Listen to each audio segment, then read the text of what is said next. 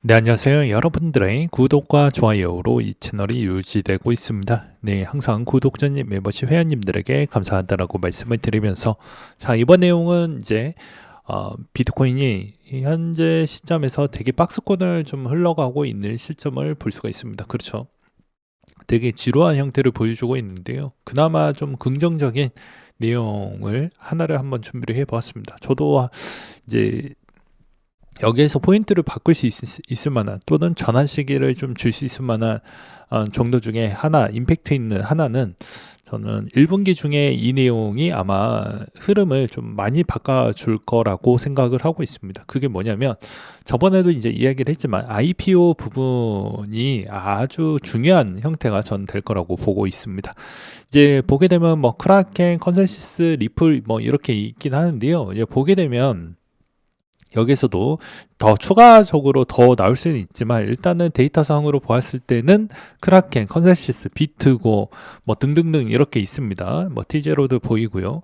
이제 여기서 핵심은 이 기업 가치를 얼마나 많이 받을 거냐. 약간의 이제 증시가 조금 버블이 되었을 때는 더 높은 밸류 가치를 더 많이 받게 되면, 어차피 여기에 연관되어져 있는 애들이 더 높은 밸류 가치를 선정이 되면서 또 그쪽으로 자금이 또 몰리게 되고, 그 다음에 해당의 코인도 직투가 되면서 직접 투자가 활성화가 되면서 다시 또 자금이 들어올 수 있을 만한 그런 부분이 될 것이다 라고 생각이 듭니다. 그러면 이제 어느 정도 박자가 조금만 만들어지게 되는 것이죠. 왜냐, DAT 애들은 엄밀히 따지면은 이제 기업의 실질적인 비즈니스를 약간 좀 전환을 시켜가지고, 아니면 또는 상폐되기 직전에 있었던 애들이 이제 좀 어떻게 보면 체질 개선을 좀 통해 가지고 이제 코인을 이제 매입을 하는 시스템으로 좀 갔다라고 하면, 실질적으로 이제 코인 생태계가 이제 주식 생태계 쪽으로 넘어가는 시점으로 좀 봐야 되지 않을까 싶습니다. 물론 이제 작년부터 계속해서 상장을 하다 보니까 이제는 26년도 기반을 또 받고 27년도, 28년도 계속 상장을 하게 되면, 이제 주식 생태계와 코인 생태계가 약간은 융합이 되면서, 또는 주식 생태계 부분에 따른 현금 흐름을 코인 생태계가 이어받는, 또는 거기에서 어느 정도 수요를 받아가는 그런 형태로 아마 흘러가지 않을까 싶습니다. 그래서 통상적으로 이제 IPO 규모 기반에서 가장 큰 형태를 좀 보게 되면, 이런 애들이 좀 유망스러운 애들이 상당히 많이 있기 때문에, 이제 그런 쪽에서 아마도 대부분 관심 있게 좀 받다 보니까, 또 더 높은 가치를 또 받게 되면 이제 비슷한 관련된 코인들도 같이 좀 유사하게 올라가지 않을까라고 저는 보고 있는 실정입니다. 이게 이제 어느 정도 바닥을 다시 한번 강력하게 또 지지를 해주는 그런 형태를 또 만들어 줄 거라고도 생각이 들고 있습니다.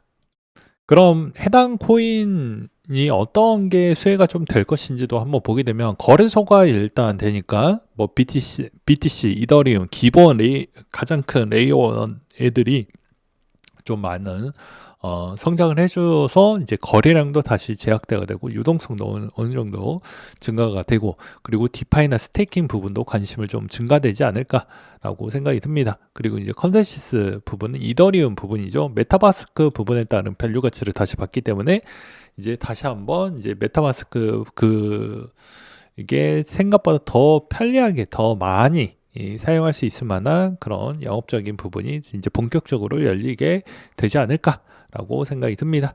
그리고 이제 나머지 쪽도 뭐 수탁 기간, 뭐 게임 쪽, 그다음에 뭐 월렉 쪽, 스테이블 코인 쪽, 뭐 이런 형태가 보여지고 있는데, 이제 여기에서도 이제 대부분 조금은 이런 자금들이 좀 들어오게 되고, 그 다음에 이런 애들이 이제 상장을 하게 되면, 이제 또 ETF와 또 연관이 되어져 있는 애들이 또 자금 부분이 또 투입이 또 많이 되면서 이제 시너지가 좀 많이 나지 않을까라고 생각을 하고 있습니다.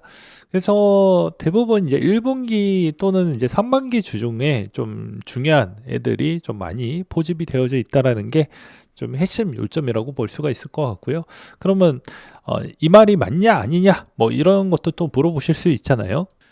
그래서 이제 또 서클 자료 한번 보도록 하겠습니다. 서클이 처음 상장을 했었을 때 6월 달이죠. 정확하게 현충일 6월 6일 기준점으로 분위기가 6월 23일까지 한 달 내내 분위기가 매우 좋았습니다.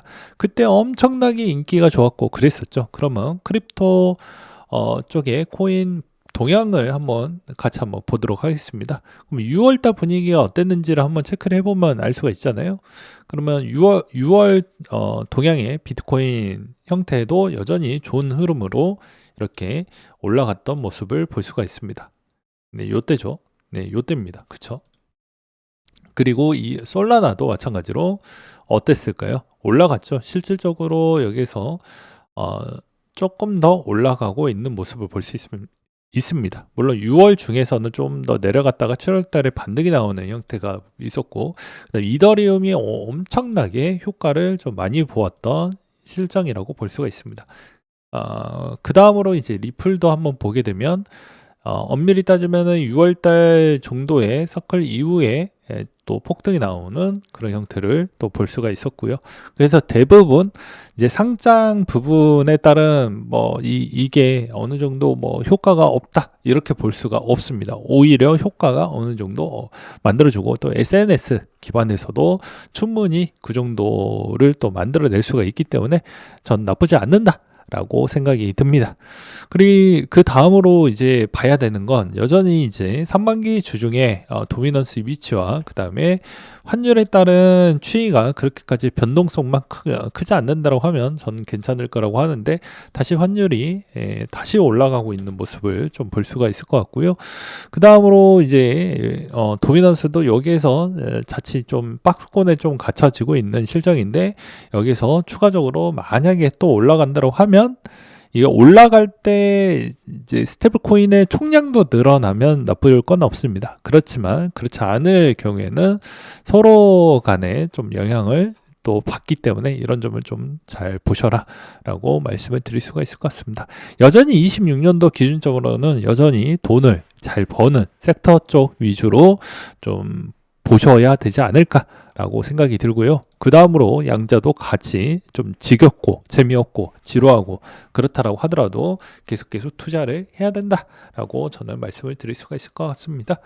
최근에 이제 ETF 자금 유입 추이도 조금 더 들어오다가 약간 약해지는 그 구간과 실질적으로 시가총액 추이도 약간의 박스권을 갖추고 있다라는 것이 조금은 우려스럽다. 라고 말씀을 드릴 수가 있을 것 같습니다.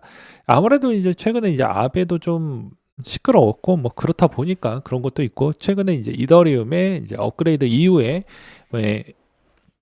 약간 재정비가 안 됐던 부분이 이번 효과에도 또 충분히 영향을 끼쳤다라고 저는 생각을 하고 있습니다. 그 다음으로 여전히 이제 좀 많은 조정이 있었던 애들이 다시 반등을 조금씩 나와주고 있는 실정인데요. 대부분 한 방이 있었던 애들, 그러니까 즉 어느 정도 네임밸류가 있고 한 방이 있었던 애들은 다시 한번 올라갈 것으로 보여집니다. 왜냐? 어차피 이 가격 추이에서 대부분 다시 한번 대부분 제자리로 오고 제자리로 왔고 했기 때문에 이 자리가 대부분 평균 단가 추이만큼만 내려왔던 애들은 대부분 다시 올라갈 수 있을 만한 힘을 채울 것이다. 그 근거는 무엇이냐라고 또 물어보실 것 같은데요. 자, 지난 가장 강력한 악재 중에 악재는 언제였냐면요. 이 22년도 추이였습니다. 엄밀히 따지면 이 22년도 연말에서 23년도 초 요 구간대가 제일 지옥이었거든요. 연달아 악재가 뒤지게 많이 나왔던 때가 22에서 23 시즌이었습니다. 네, 그 중에서 가장 최저점 구간대는 요때라고 볼 수가 있는 거예요. 근데 대부분 여기를 견뎌냈기 때문에 여기에서 추가적으로 온체인 부분에 따른 영향을 좀 받았던 구간대는 거의 없다. 그리고 이제 추가적으로 이제 몇 가지 퀀트 자료를 좀 본다라고 하더라도 이제 크게 선물 시장 부분에 따른 추이도 어느 정도 회복기를 좀 갖추고 있기 때문에 회복을 했다라는 말은 이제 막 폼이 조금씩 올라와 주고 있다라는 것이고 아직 과거만큼은 좀 회복하기에는 조금 더 시간이 필요하다라고 말씀을 드릴 수가 있을 것 같습니다. 그 다음으로 연준의 이제 따른 금리와 그 다음에 앞으로의 이제 금과 은에 있는 위치도 좀 중요하고, 그다음에 미국에 있는 지수가 생각보다 잘 밀리지 않는 형태로 마감만 잘해준다라고 하면 여전히 기회는 있을 것 같다. 왜냐? 추가적으로 이제 저렇게 상장이 되고 ETF들도 연달아 상장이 되고 뭐 나스닥 CEO도 마찬가지로 이번에 IPO가 될 것 같다라고 이야기를 했기 때문입니다. 종합적으로 보게 되면 약간 지루해지는 형태가 나오겠지만, 저 구간에서도 어떻게 보면 하방은 좀 더 많이 올라와 준 상태에서 마무리가 되면서 올라가려고 하는 그런 힘이 계속 더 많이 받을 것으로 보여진다.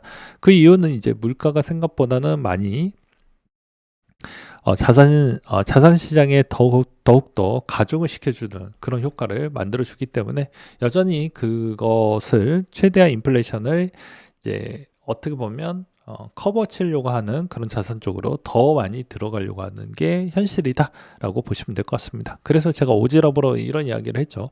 한국의 이제 M2 비중이 거의 전 세계 탑수준만큼 계속 증가를 하고 있기 때문에, 뭐가 됐든 간에 원화를 들고 있지 말고 다른 자산으로 최대한 많이 바꿔 두셔라 라고도 말씀을 드리기도 했습니다. 네, 오늘 내용 여기까지 준비를 했습니다.